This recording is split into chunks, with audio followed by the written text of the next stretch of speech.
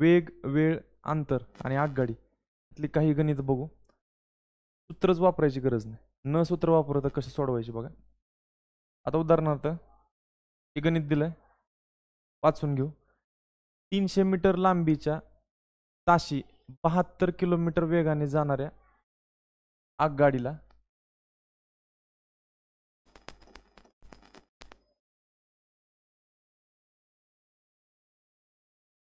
एक विजेचा खांब ओलांडण्यास किती वेळ लागेल?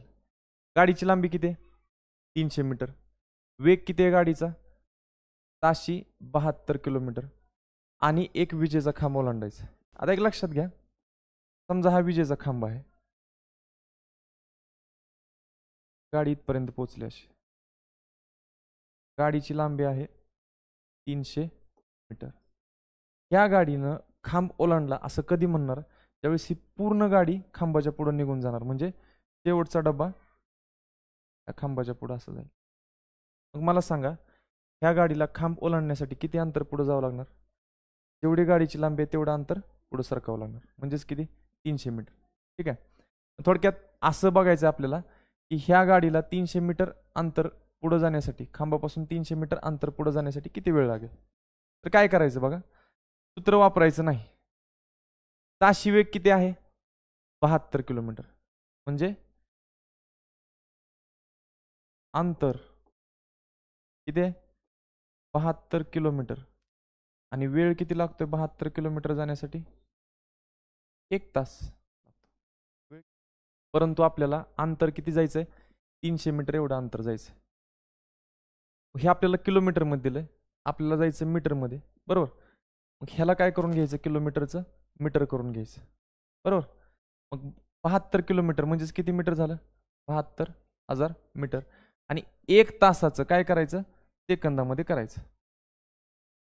कारण अंतर जर मीटर मध्ये असेल तर वेळ कसा असला पाहिजे? सेकंदामध्ये असला पाहिजे. हा, मग 1 तासात किती सेकंद असतात?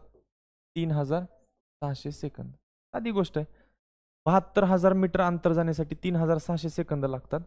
तर 300 मीटर अंतर जाण्यासाठी किती सेकंद लागतील? x सेकंद लागतील असं मानलं. तिरकस गुणाकार करा. x बरोबर 300 गुणिले 3600 भागिले 72,000. एक लक्षात घ्या, फक्त संख्या मोठ्या दिसतात, कॅल्क्युलेशन मोठं नाही. 1 2 शून्य घालवले ह्या 2 शून्याला, इथला 1 शून्य घालवला इथला 1 शून्याला. 36 ची दुप्पट दिसते 72. 36 1 36, 36 2 72.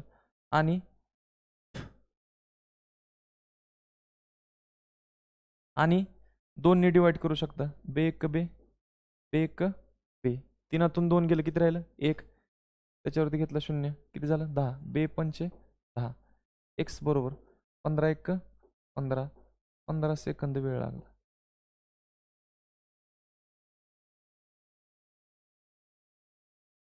पंधरा सेकंद वेळ लागला.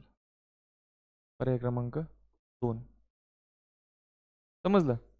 मग वेग बरोबर अंतर भागिले वेळ असं सूत्र वगैरे वापरण्यापेक्षा आपण लवकरात लवकर सोडवू शकतो, बरोबर. चला पुढचं गणित बघूयात. आता बघा पुढचं एक्झाम्पल.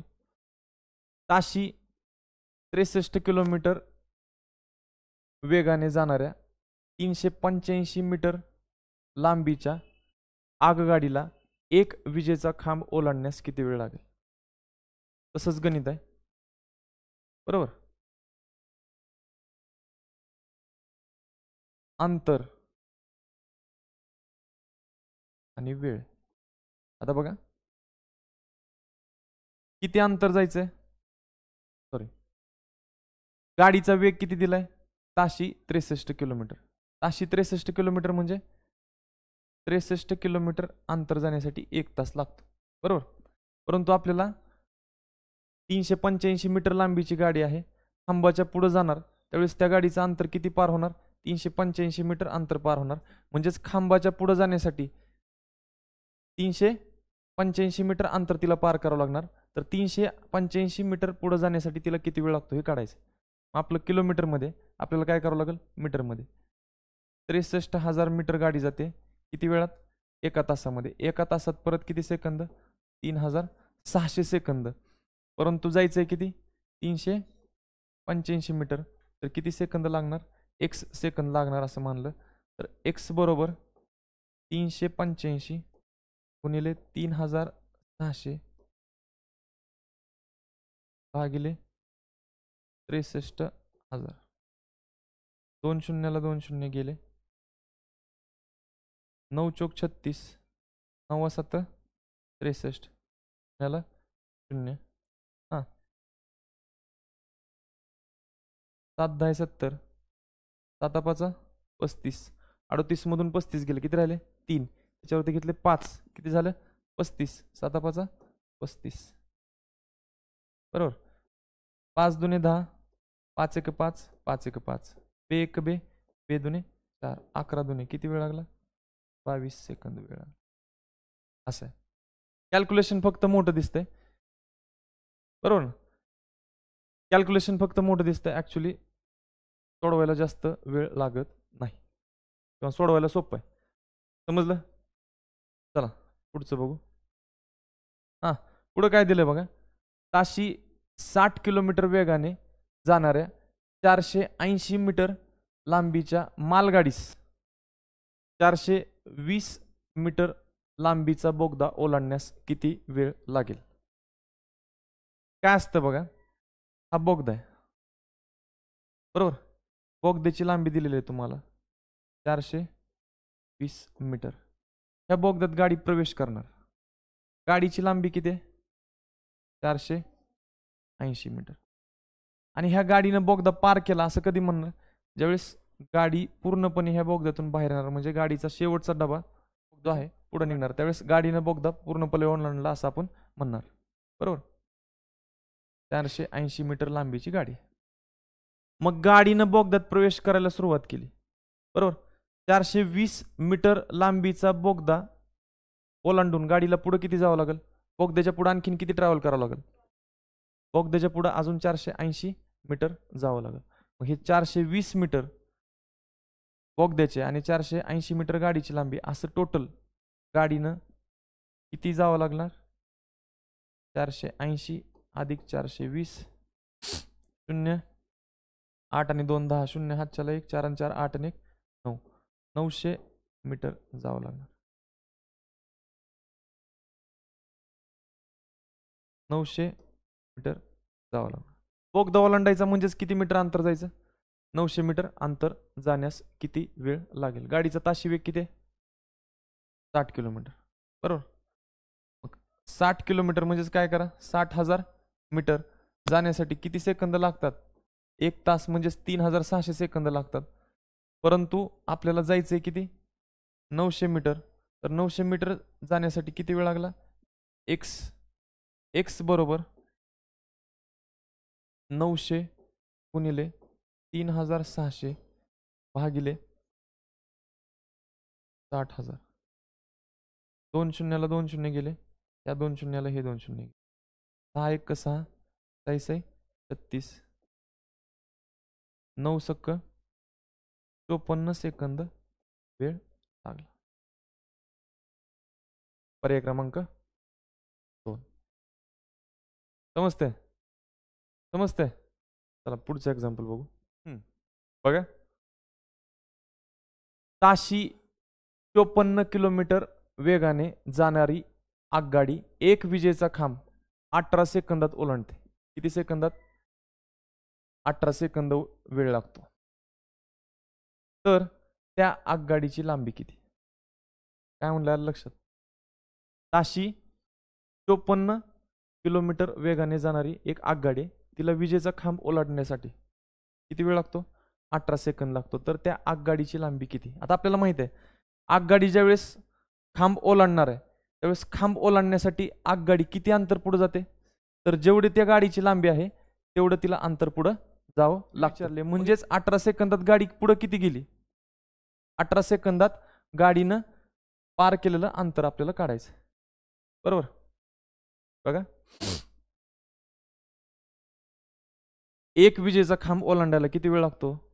18 सेकंद लागतात, बरोबर. विजेचा खांब ओलांडला असं आपण कधी म्हणतो?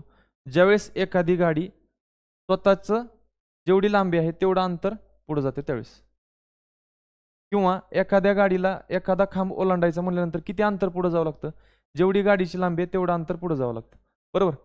मग 18 सेकंदात खांब ओलांडला तर 18 सेकंदात ती जेवढे अंतर पुढे गेले, जेवढं अंतर पुढे गेली गाडी तेवढं त्या गाडीची काय लांबी.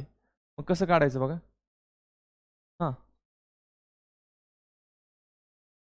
गाडीचा ताशी वेग किती, 54 किलोमीटर. 54,000 मीटर अंतर जाण्यासाठी किलोमीटरचं मीटर केलं, वेळ 1 तास लागतो, म्हणजेच किती सेकंद, 3600 सेकंद लागतात. परंतु किती वेळ लागलाय, 18 सेकंद. तर गाडी किती अंतर गेली, 3600 सेकंदात 54,000 मीटर जाते, तर 18 सेकंदात किती, बरोबर. एक्स बरोबर 54,000 गुणिले 18 भागिले 3600, 2 शून्याला 2 शून्य गेले, 18 एक 18, 18 दुने 36, बेदुने 4, 5 4 गेलं 1, त्याच्यावर घेतलं 4 झालं 14, बेसाती 14, शून्याला 0,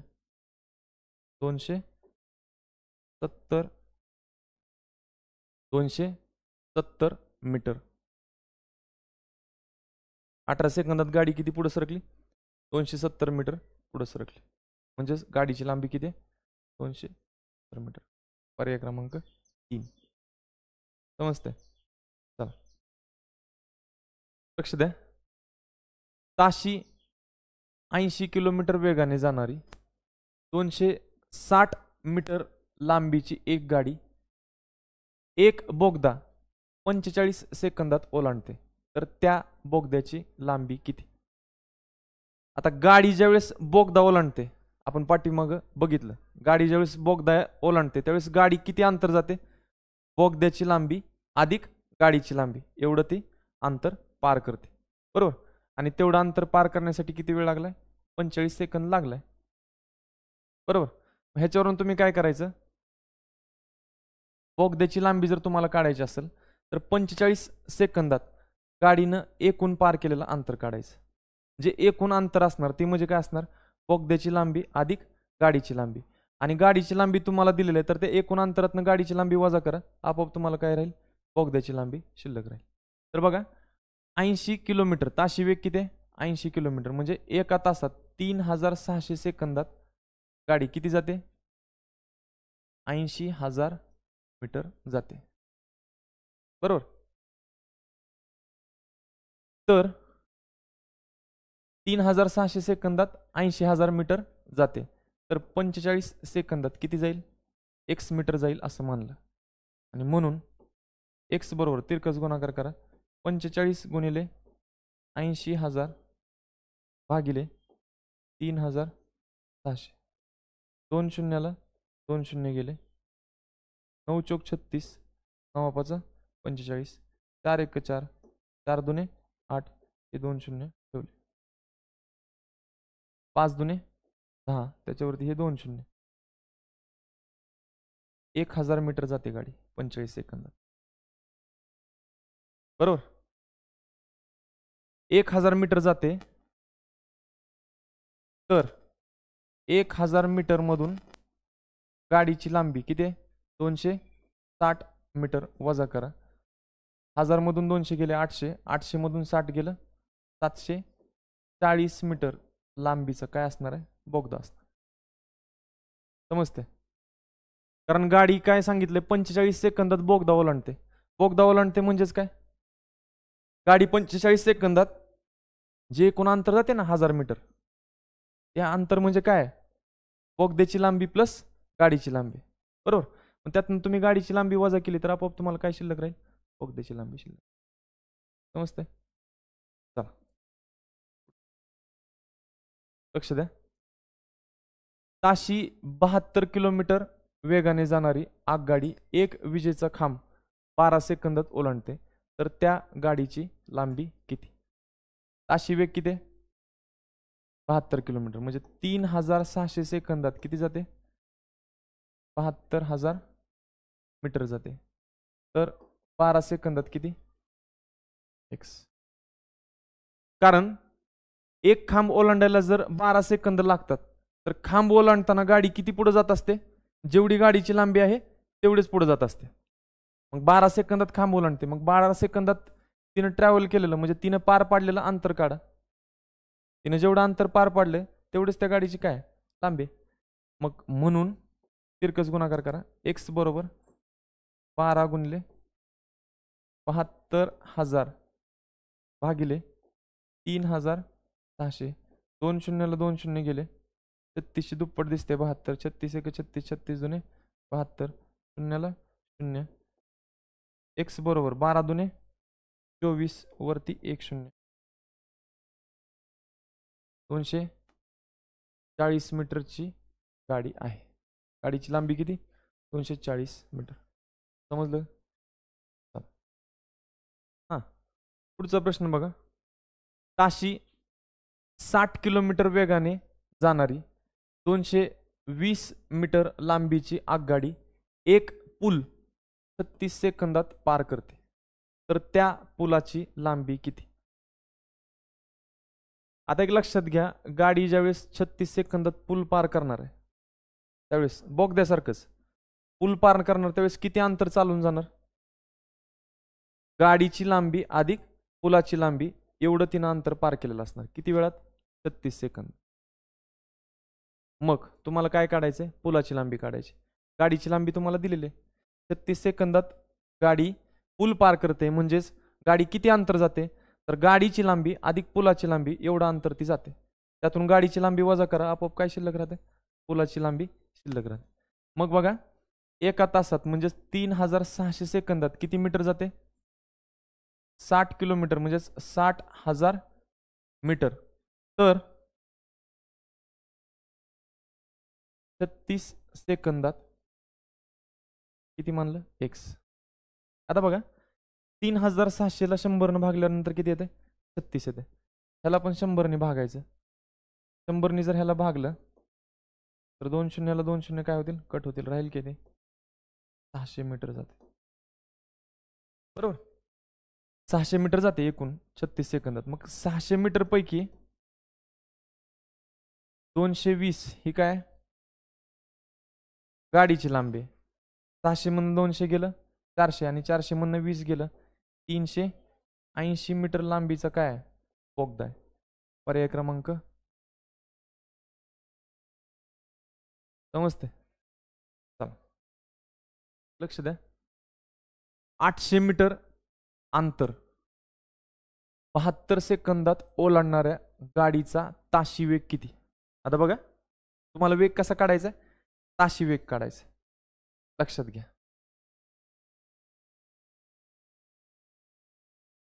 72 सेकंदात किती जाते हो? 800 मीटर. वेळ कसा दिलाय तुम्हाला? सेकंदात. आणि तुम्हाला कसं काढायचंय? ताशी वेग काढायचं. म्हणजे एका तासात किती जाईल? मग एका तासात किती सेकंद असतात? 3,600 सेकंद. बघा, 72 सेकंदात 800 मीटर, तर 3,600 सेकंदात किती मीटर? x बरोबर 3,600 गुणिले 800 भागिले 72. बरोबर, 36 एक 36, 36 दोने 72. 2 शून्याला 2 शून्य ठेवले. बेक बे बेचोक 8. 2 शून्याला 2 शून्य.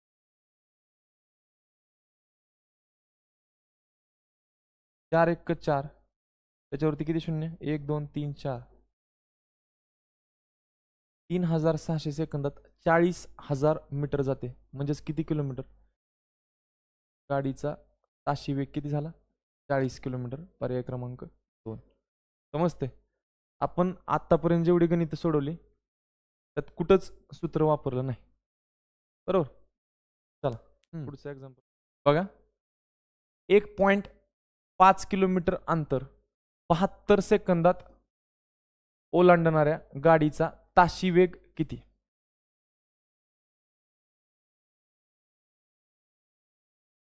सेकंदात 1.5 किलोमीटर तर 3600 सेकंद. ताशी वेग काढायचा ना. ताशी वेग म्हणजेच एका तासात गाडी किती जाईल, एका तासात किती सेकंद असतात, 3600 सेकंद. 72 सेकंदात 1.5 किलोमीटर, तर 3600 मध्ये किती किलोमीटर. एक्स बरोबर 1.5 गुणिले 3600 भागिले 72. 36 एक 36, याला 2 0, 36 दुने 72. एक बेबे पंचे शून्याला एक्स बरोबर 15 5 75 वरती 1 0 पॉईंट किती घर सोडून, एक घर सोडून. हे जे उत्तर आले हे डायरेक्ट कशामध्ये आले, किलोमीटर मध्ये आले. कारण आपण किलोमीटरचं मीटर केलं नव्हतं का, किलोमीटरचं मीटर केलं होतं का नाही. हे उत्तर कसं आलं, किलोमीटर मध्ये आलं. तर 3600 सेकंदात म्हणजेच एका तासात किती जाईल, 75 किलोमीटर. मग ताशी वेग किती झाला, 75 किलोमीटर. समजतंय.